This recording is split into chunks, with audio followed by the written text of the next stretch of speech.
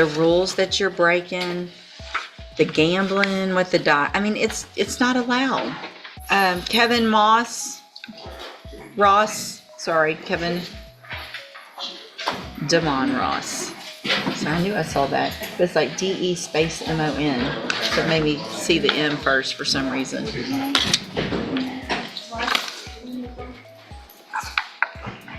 Pause right here. This opening confusion over names and records may seem small, but in court, details matter.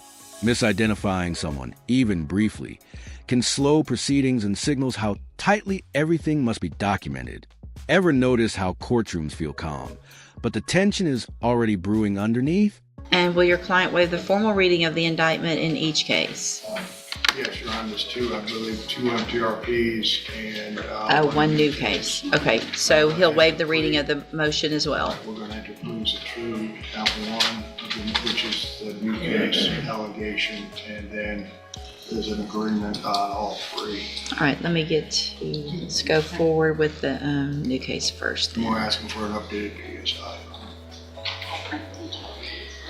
Thank you, please. And Judge, if you need, more than that, all of the other counts stem from the sole incident. I think the court has reviewed the video previously of the evading. You'll recall we had an agreement of 5 a while back. The court rejected that, understandably, just because we're doing an update. If you need more. I don't remember the video. You have to tell me more, but it was a very high speed evade through multiple areas of the county with the DPS. Okay. This is a big moment. The judge remembers a case, and not in a good way. A high-speed evasion while already on probation instantly changes the tone. Judges don't forget dangerous conduct, especially when public safety is involved.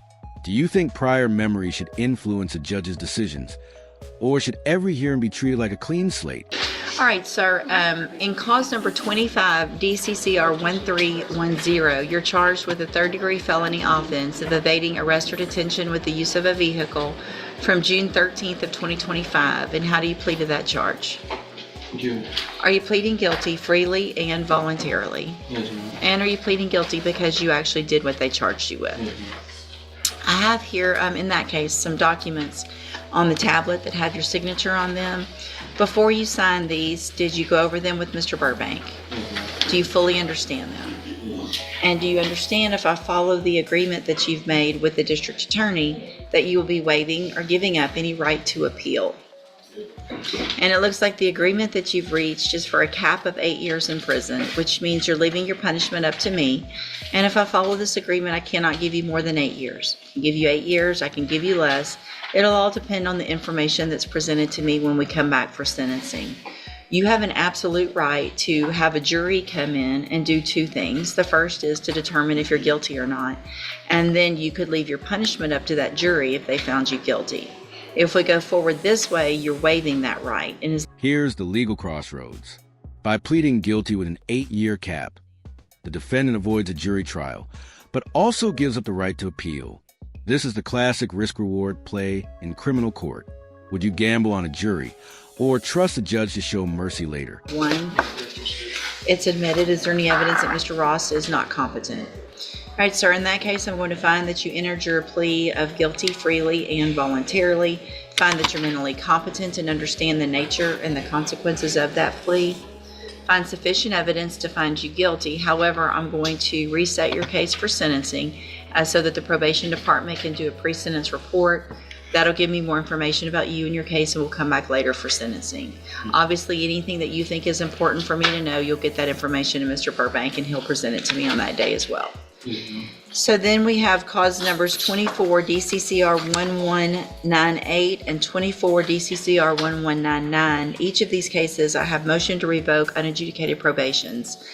It looks like in 1198, you were placed on probation December 18th of 2024 for the offense of deadly weapon in a penal institution, a third-degree felony, And that was a 4-year deferred probation. Is that correct? Yes, ma'am.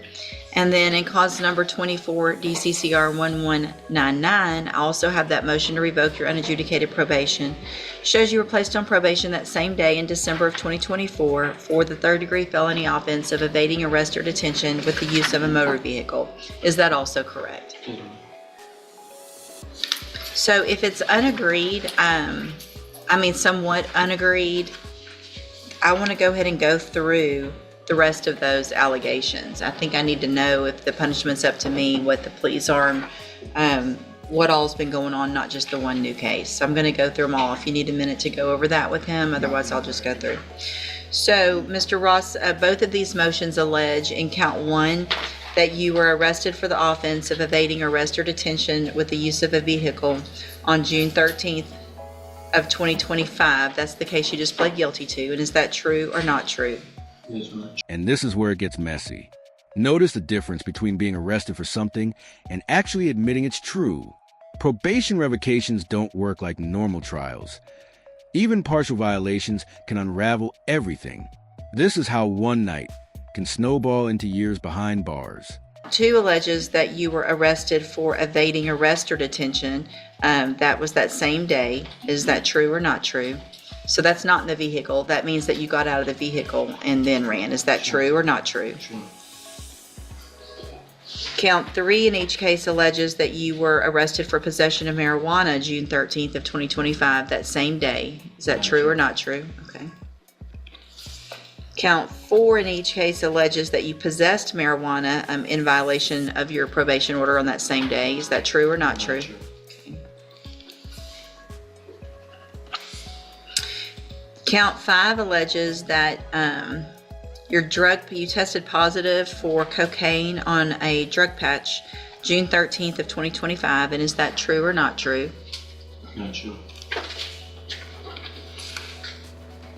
Count 6 alleges that you were at a location other than your residence at approximately 1:39 a.m. on June 13th of 2025. That's true? Yes, ma'am. And then count 7 in each case alleges that you're a little behind in your court-assessed fees in each case. Is that true or not true? Did you enter your pleas of true in each of your cases to counts 1, 2, 6, and 7 freely and voluntarily? Yes, ma'am. And because those counts are actually true. Multiple violations. Some admitted, some denied. But here's the key. Enough of them stick to justify revocation. Probation isn't about perfection. It's about compliance. Miss too many rules, and the court stops negotiating.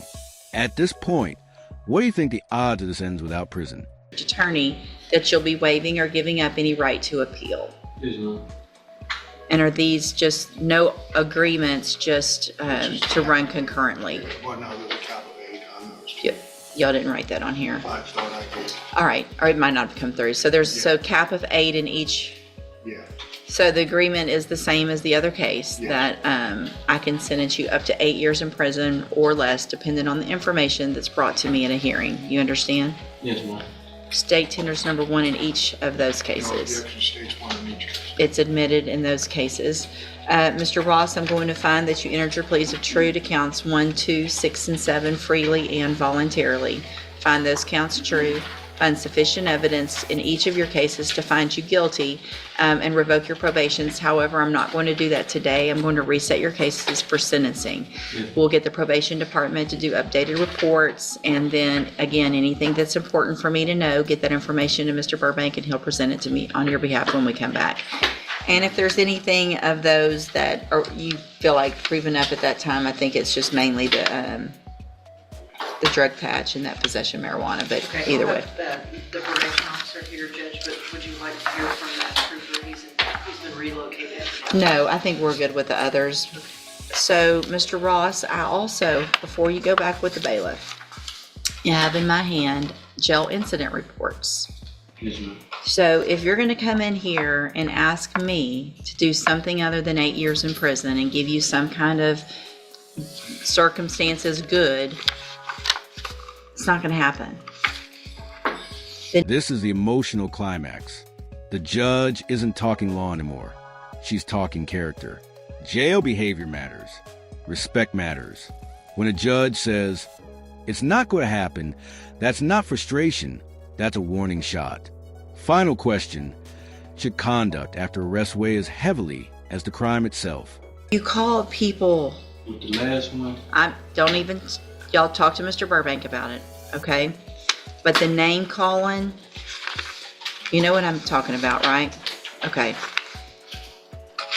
I don't care what they're doing their job, right? So they're going to work every day, they're going home, which is hopefully at some point what you would like to do in your life. Get a job, go home, be with your family. And if you had someone like you acting like that at your job, when you're just trying to do your job and enforce the rules, you're in jail. You got to follow the rules. You don't want to follow those rules, then stop committing felonies. All right, go back with the bailiff. We'll see you at sentencing. Can I be excused? Yes, sir. Yeah. yes, ma'am.